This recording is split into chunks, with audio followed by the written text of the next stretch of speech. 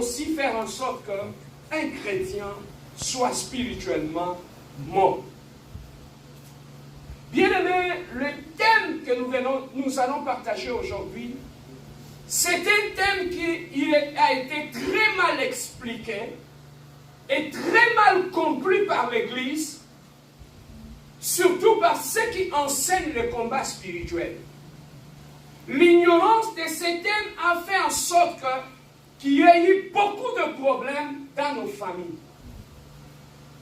L'ignorance ou la mauvaise explication de ces thèmes avait fait en sorte qu'au lieu que le peuple de Dieu puisse avoir la connaissance, mais le peuple de Dieu a eu la paix à la place de la connaissance. Le peuple de Dieu a eu un esprit troublé, a eu un cœur troublé, parce qu'on lui a très mal expliqué ces thèmes, et en conséquence, ça affaiblit l'Église. Mais aujourd'hui, nous voulons aller à l'école de la parole.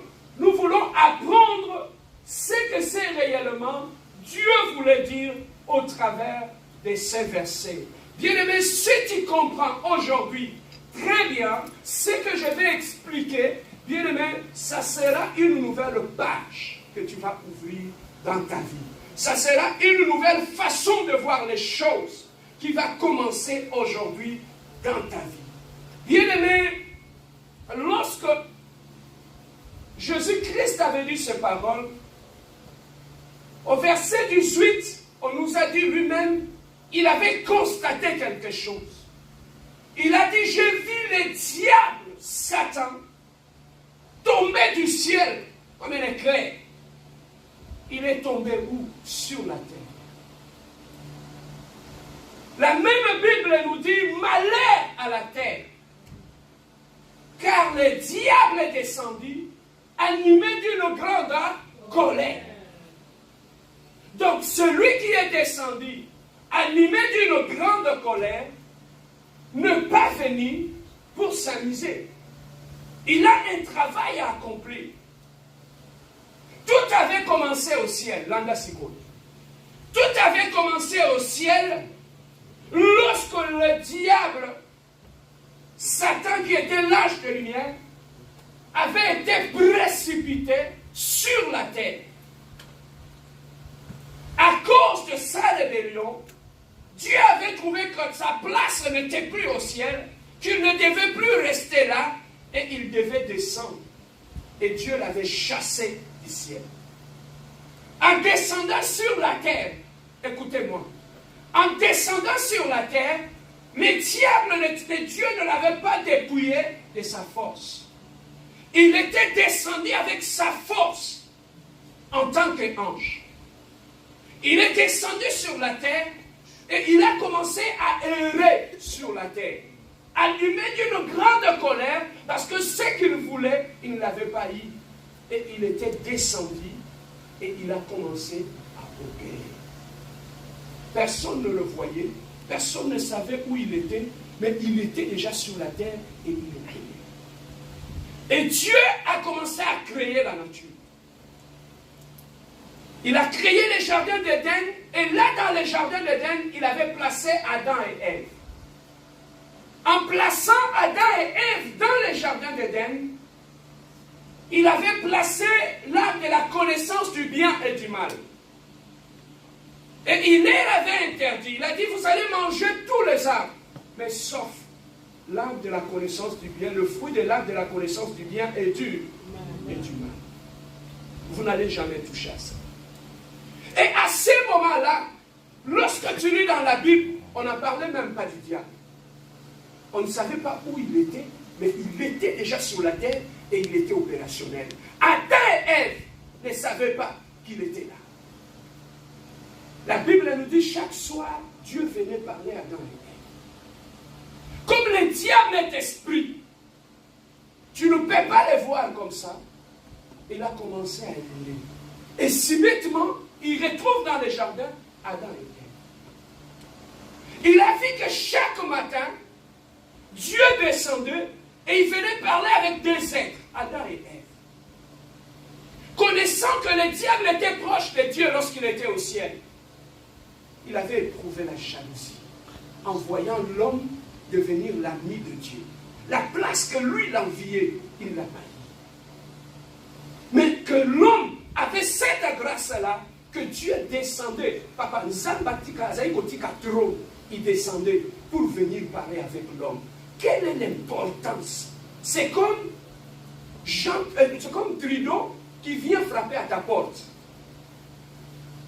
et qui vient te voir chaque soir. Je crois que même dans les quartiers, ça va susciter la crainte et le respect.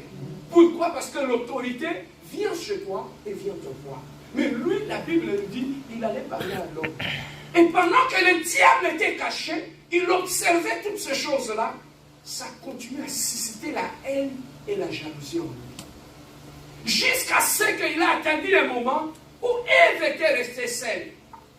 Il a dit, si je me présente comme ça, elle va comprendre qui je suis. Parce que dans les jardins, il n'y avait que 3 personnes qui parlaient. Il y avait Dieu, il y avait Adam, et il y avait Ève. Les animaux ne parlaient pas, les arbres ne parlaient pas. Et à ce moment-là, le diable avait cherché un animal le plus rusé, c'était le serpent. Il s'est incarné dans le serpent, il est allé voir Ève et il a dit, est-ce que réellement Dieu vous a dit que si vous mangez cet arbre, vous allez mourir? Non, vous n'allez pas mourir. Vous allez avoir, les yeux vont s'ouvrir, vous aurez la connaissance du bien et du mal.